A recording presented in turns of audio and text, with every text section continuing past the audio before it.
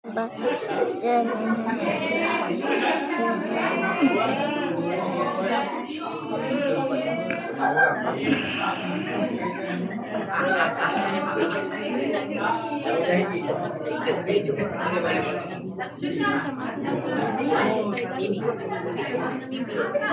satu grup, dia kira jam. Ada pusat. 1 jam cukup tak? Cukup lah. Macam main badminton, satu court 1 jam. Satu kot 1 jam. Fikri dia buat benda ni.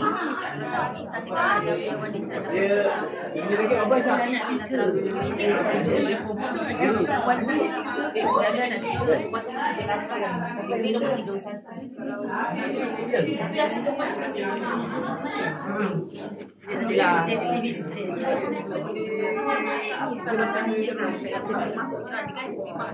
dia dah rumah dia dah buat semua kampung dia kahwin kampung apa isterinya di Jitra apa lah di Jitra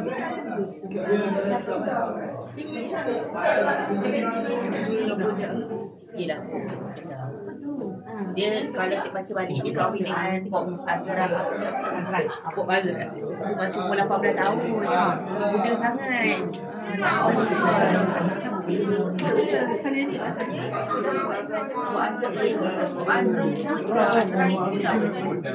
dah dah 60 umur dia kan Pop Azra itu Azra ya pada tadi sedap kan pada time dia tengah kakak time dia sedap dia jadi kita asyik makan dah Fikri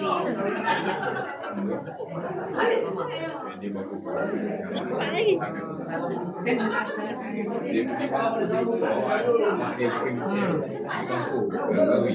dia sampai dia tolak semua kerja dia dapat kerja apa benda kan. Janji kerja dia tu macam fleksi boleh dia jaga mak dia. Tu tak apa. ini kan rasa dia kahwin dengan Kalisa dia kasi dia tengok Kalisa sebab dia terima lama tak dia kan macam mana dia boleh terima Kalisa mesti sebab Kalisa dia layan mak dia bagus dia tak gila tapi peminat-peminat dia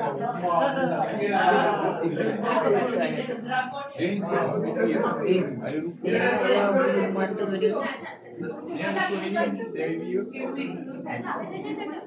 Daimi sikit apalah yang penting kita ada suri ayam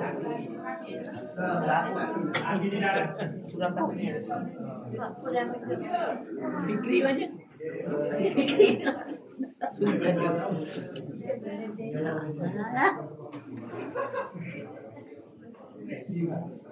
Kan ada ayam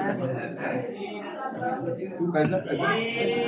ya tu Lagi rumah. rumah di rumah Zid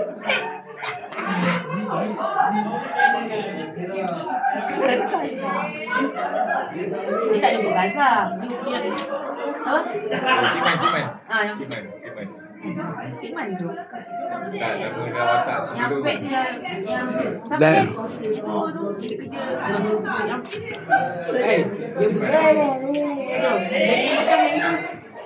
dia dia upaya dan kalau dia hilang